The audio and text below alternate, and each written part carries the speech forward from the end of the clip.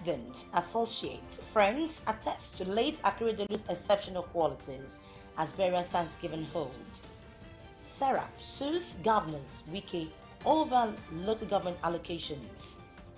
Navy arrests two, seizes over 5,000 liters of petrol in Akwa Ibom. And from the foreign scene, Indian state Assam scraps 89-year-old underage marriage law.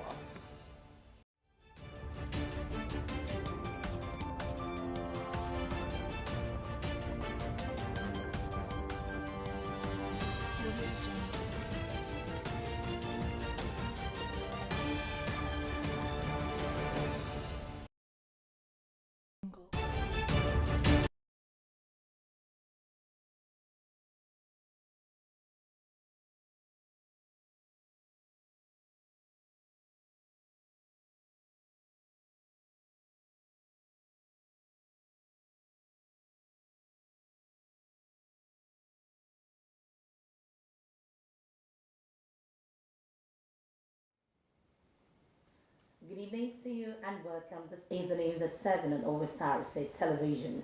I am Oyewumi Ayini Bara. The burial arrangement and celebration of life of the late governor of Ondo State, Oluwarotimi Akeredolu, have been rounded off with a special Thanksgiving service.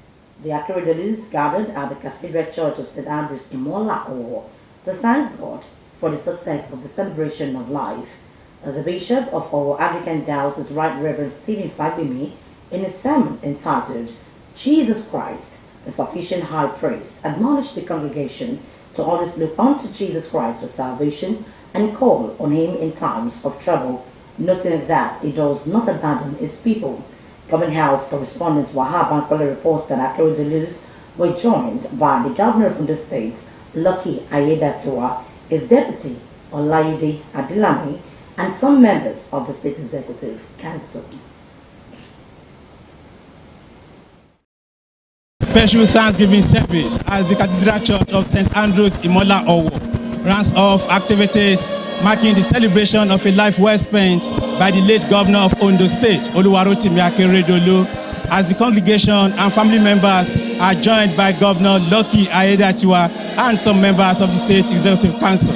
It was time for the family of the late governor of Ondo State, Oluwarotimi Akeredolu, to gather before God for a special Thanksgiving service marking the conclusion of the burial arrangements and celebration of life of the former NBA president.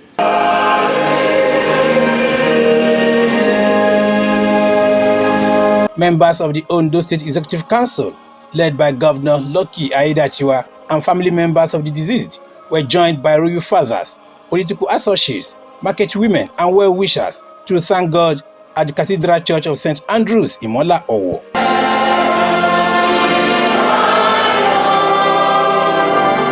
In his sermon entitled Jesus Christ, the Sufficient High Priest, the Bishop of our Anglican Diocese, Right Reverend Stephen Fagbemi, admonished the congregation to always trust God. He appealed to family of the late governor not to mourn but celebrate his purposeful life. The cleric thanked Governor Lucky Aiyedatiwa for the roles played by the state government in celebrating the life of the late governor and urged him to sustain Akeredolu's legacy. Man can die, and man will die. And when that happens, the tendency is for hopes to get dashed. It's for things to become uncertain. Because our loved man, our loved person is dead. Others who can I hold my life without him? But do not forget that it is only God who will not die. Even now that your father, your brother is no longer there, look unto Jesus, who himself can continually intercede for you to see you through your journey of life. And my prayer for you is that in this journey of life, the Lord will not abandon you. High point of the event was when the Akeredolus were joined by the congregation for the special Thanksgiving.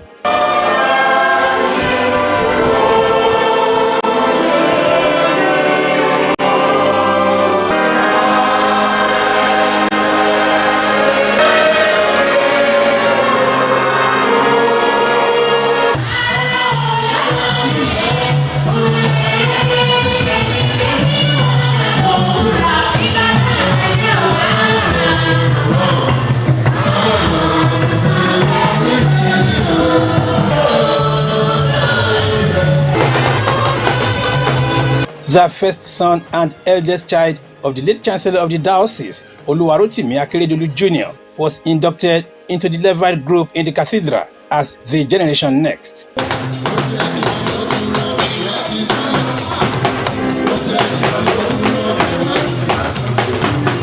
From Owo, Wahab Bankole, Osrc News. In the meantime, indigenes and residents of Ondo State have submitted that the leadership style of late Governor Oluwarotimi Akeredolu will continue to be a reference point for politicians, administrators, as well as other individuals in positions of authority for a long time to come. Respondents who shared their thoughts with Osrc crew during the outing service of the late governor are of the opinion that he was able to bridge the gap between the leaders and the led in all ramifications. Omoshiliola Adesoye Ajayi takes on the story from here. It is another opportunity for St. Andrew's Anglican Church in Owo to host dignitaries from all walks of life for the outing service, and of course, which is the final activity for the burial ceremony of the late Governor Oluwarotimi Akeredolu. At exactly 10 a.m., the spacious place of worship was already filled to the brim as mourners of various age groups joined family members, close friends, associates, and indeed former and present members of the state cabinet to thank God for the life and times of the departed Chancellor of Owo Anglican Diocese. The minister's procession came first and was followed by a solemn, emotional and thought-provoking service in honor of the servant leader, fondly referred to as Mr. Talk and Do by his numerous admirers. Security operatives were on hand to ensure orderliness. A cross-section of individuals who had the opportunity to work with the former NBA national president said the governor has left indelible prints on the sand of time with remarkable developments. He has done well. He did well. He came, he saw, he conquered. He was a great man. A man who was passionate about development of Ondo State. According to them, Aketi's style of governance was exceptional as he was always on the side of the masses, even when such personal views, opinions and convictions ran contrary to the position of his party. Akeredolu's style of governance was exactly like his character. It was very reliable. It was very dependable. It was courageous. Governor Akeredolu was someone who was quite decisive. He was somebody who had a plan. His plan was in his mind and he was determined to achieve certain goals. Others pointed out that late Governor Akeredolu exhibited uncommon negotiating skills and native wisdom, which gave birth to homegrown initiatives that eroded economic growth of his people. His style of governance was pragmatic, was something what exactly the masses needed. That's what he gave the masses. And for us in ESCO, he gave the right leadership. For every assignment he gave, for every task, he gave officials the free hand to operate and to report results without much interference. He was quite an intelligent governor and a man who knew almost everything, all the ministry. He knew Ondo State in and out. He's a man that you can take his words to a bank. He's a man that his words give people peace, give people confidence. The remains of the man who stood his ground on the establishment of Amotekun Corps, power shift and other contentious national issues have been laid to rest in his native place of birth. But the consensus of Nigerians gathered here was that his sterling contributions to advancement of humanity will continue to resonate. The late governor, who took over the mantle of leadership on February 24, 2017, joined the Saint Triumphants during a medical trip in Germany on December 26, 2023 at the age of 67. Omoshiliola Adesoye Ajayi, Osrc News. Still on Akiti's barrier, 4 goals from Sunshine Stars on the 17th team were enough to beat Benlab Football Club in a soccer tie to honor late Oluwarotimi Akeredolu for his contributions to sports development in Ondo State. The memorial match played at the Ondo State Sports Complex in Akure was part of activities in honor of the former governor of Ondo State. Osrc's winger Oluwajano was there and now reports. A remarkable start for Sunshine Stars under 17 team and Benlab Football Club as Rotimi Akeredolu Jr. kicks off the Akiti Memorial Novelty match for football lovers.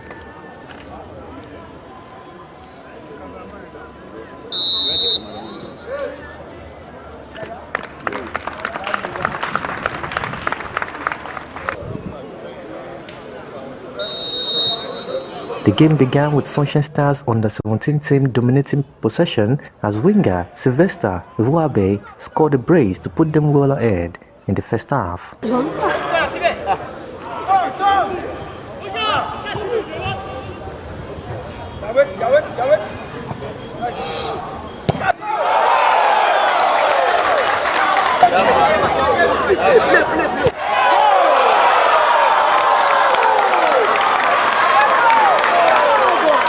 The second half became more exciting as Tolulope Owolawi and Sunday Omodoni added to the tally to make it 4-0 before the final whistle.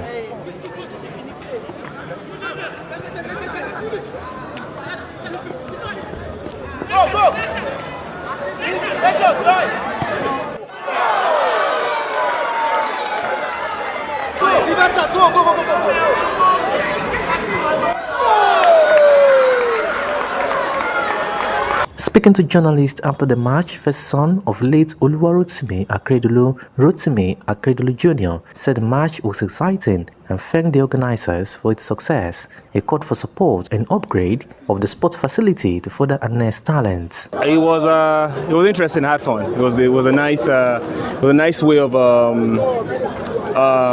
paying tribute to my dad. He was always been a big soccer fan, so it's nice to have a soccer match paid in his being played in his memory. 4 goals, very good.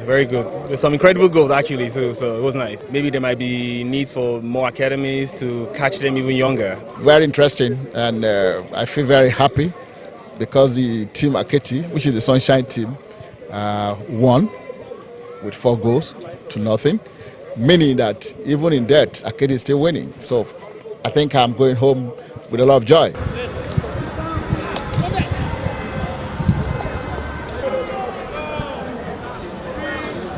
Before the game, there was a hockey match and American football where another son of the late governor, Babajide Akeredolu, participated to honor his father. He was the chairman of our NGO, the Nigerian American Football Association. And of course, about sometime last year in July, I believe August, we held the first Akiti Bowl here in Ondo State, where we had over 400 secondary school students play for the Championship Cup.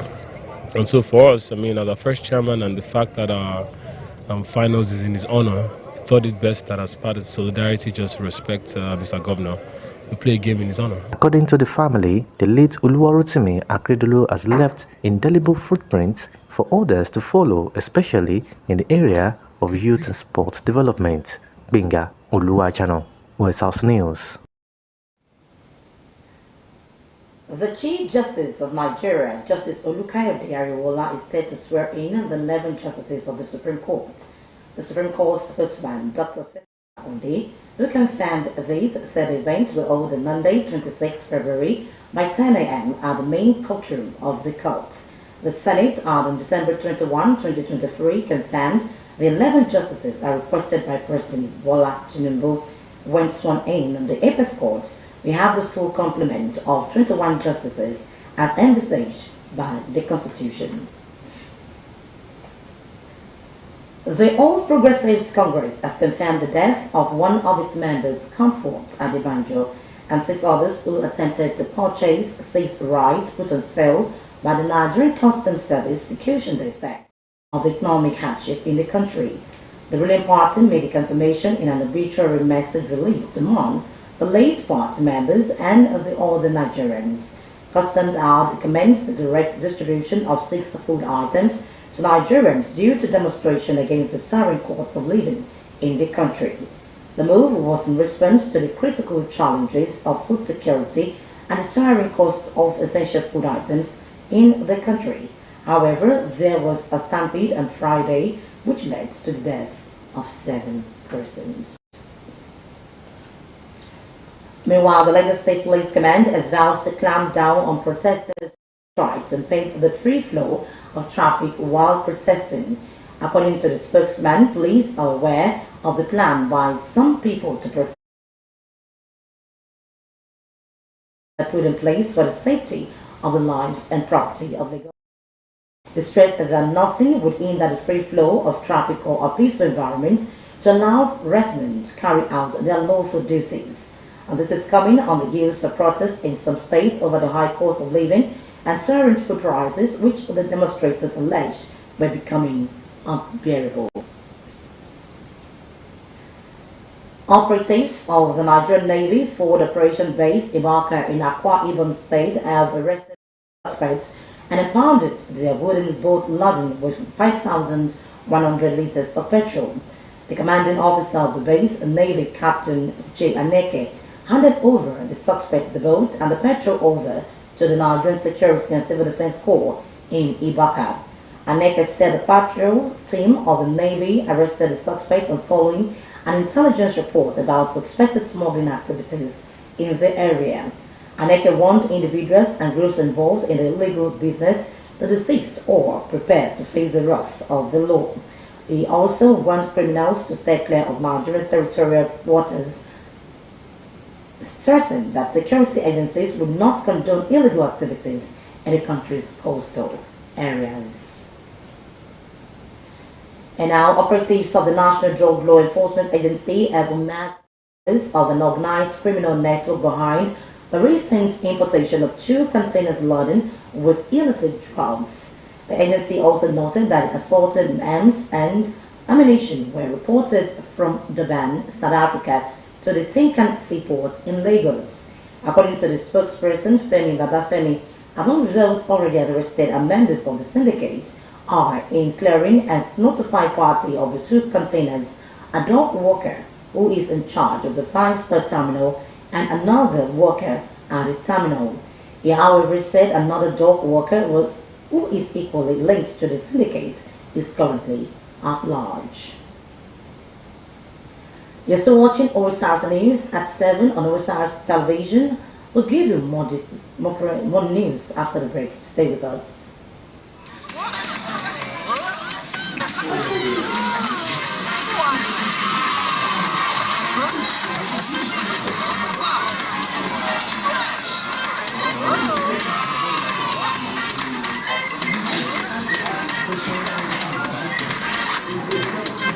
Enjoy now. Great taste, great fun. Capri Sun, the taste of fun. Iskilu, báwo la ti fẹ́ sanwó ni? Farabalẹ̀. 1,000.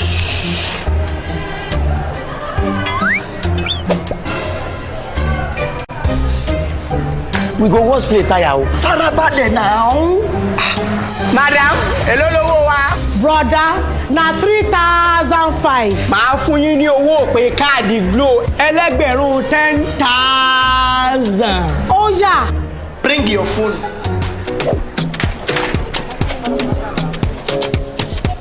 Ha! 10,000.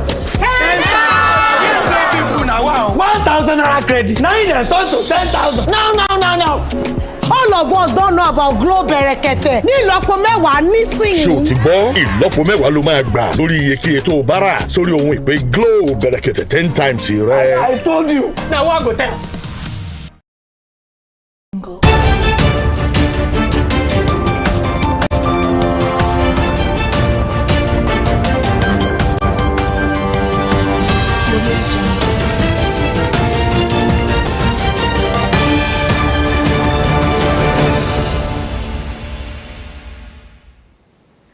Thank you very much for joining us. You can watch us live on our website www.osrc.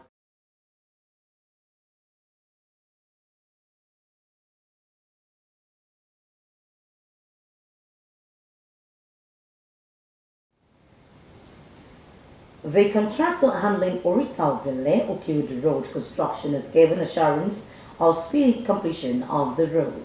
Osrc's visits to the sites showed that permitting was ongoing, by asphalt overlay would commence next week.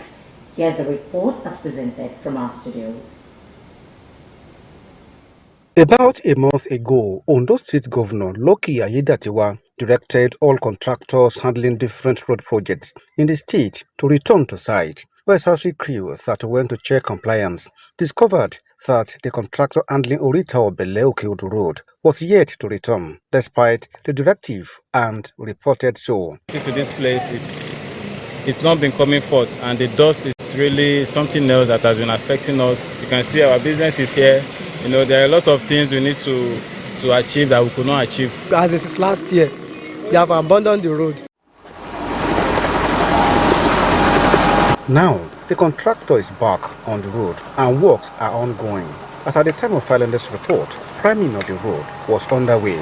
Site engineer Olawole Ogunbadejo said the work has reached 80% completion.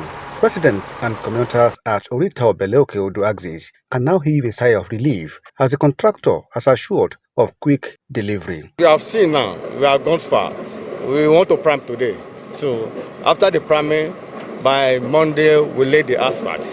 So after that we are continuing, so we want to deliver.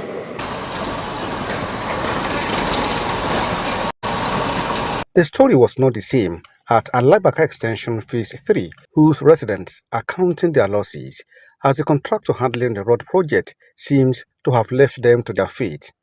When the new governor came, he instructed that contractors should go back to site. But unfortunately, our own contractor has not returned to site.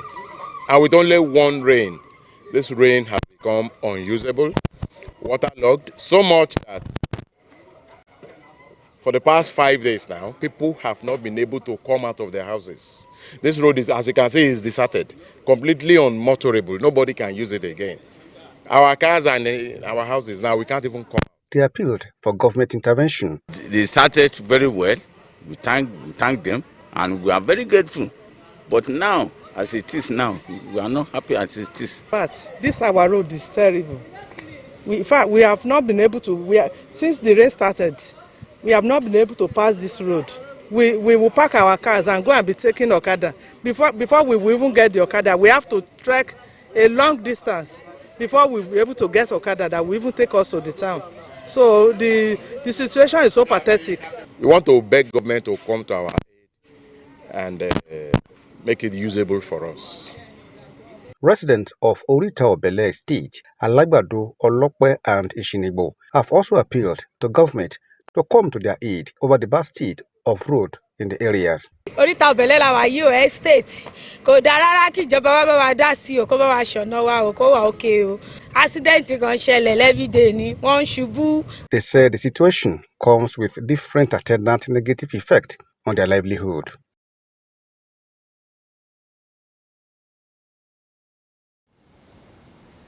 Socioeconomic Rights and Accountability Project SERAP has filed a lawsuit at the Federal High Court, Abuja.